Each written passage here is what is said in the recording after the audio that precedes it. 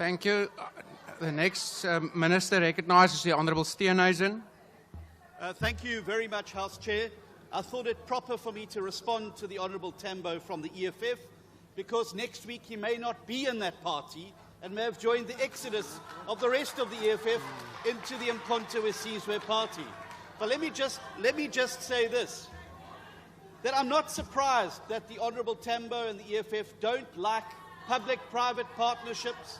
I'm not surprised they don't like communities standing up and doing things for themselves, because their philosophy as a political party is that the big clunking fist of state must do everything for everybody, and unless you rise collectively, none shall rise at all.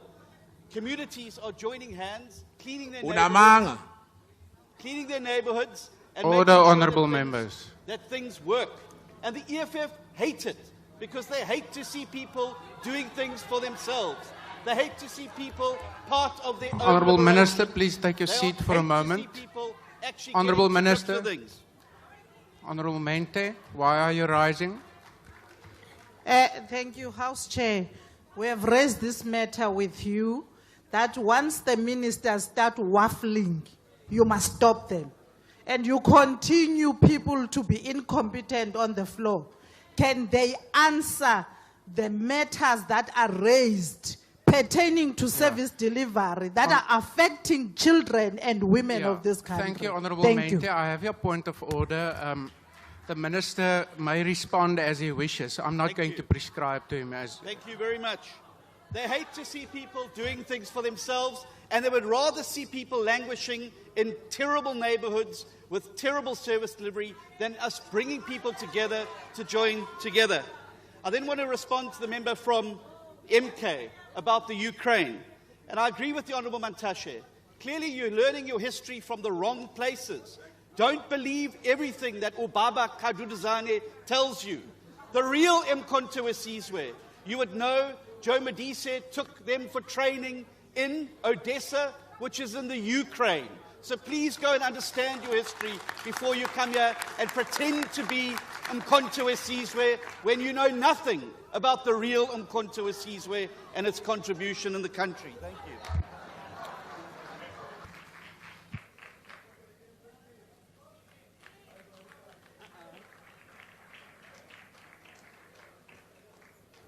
Thank you very much, House Chair. Chair, let me start by greeting the Commander-in-Chief and President of the EFF. Keremo Shabi, we are behind you. They can leave us what you are here, and the future is calling. Let me also greet the caucus of the EFF led by the SG, Commissars, Fighters, Ground Forces of the EFF. House Chair, we expressed our views in the Standing Committee that government continues to prioritize increasing the salaries of higher earners while neglecting low-paid public servants who face immense economic hardship. Chair. Honourable Mauto, can you please take a seat? Let's hear, where is the point of order? The honourable member forgot to greet the Progressive Caucus. That's not a point of order, honourable member. Please continue, Honourable Mauto. Chief Whip, can you call your GNU people to behave? We are giving direction to this country, please. Public servants are bearing the brunt of rising living costs without relief as food prices soar and transport fares climb, effectively leaving them working just to afford the cost of getting to work. Our people work so that they can afford to go to work and nothing more. That is what we've turned our people to go to work, get paid, only for them to go back to work. These workers are left with no ability to provide for their families, educate their children in decent schools, access proper health care, or afford basic living standards.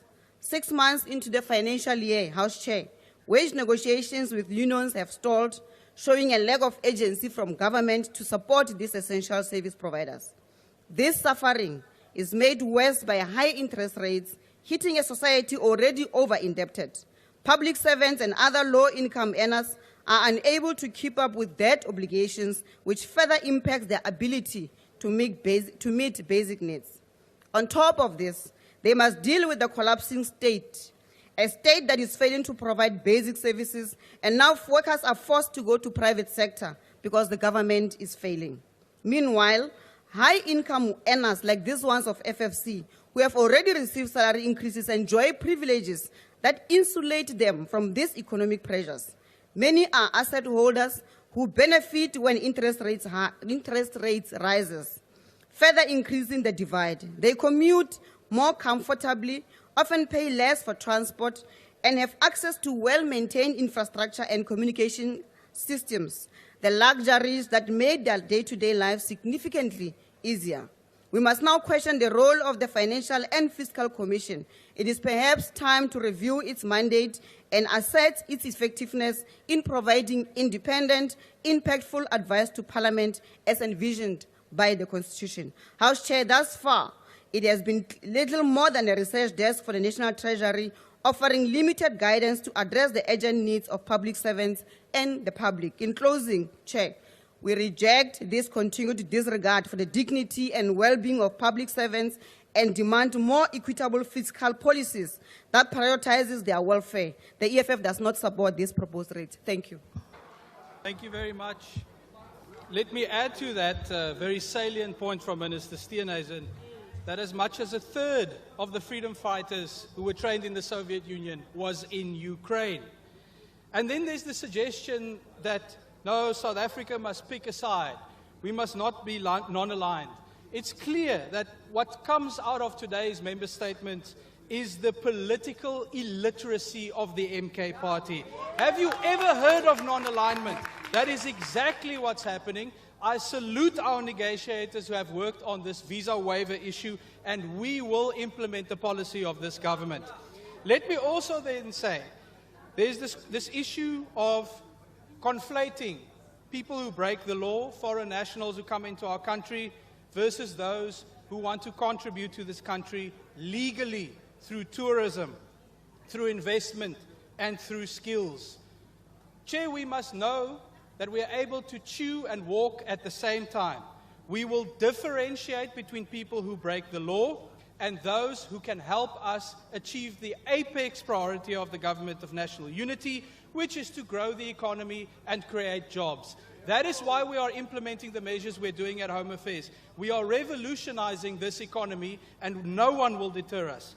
On the other side of this issue, there are some members of this House who have recently suggested that Home Affairs must stop deporting people who violate South Africa's immigration laws.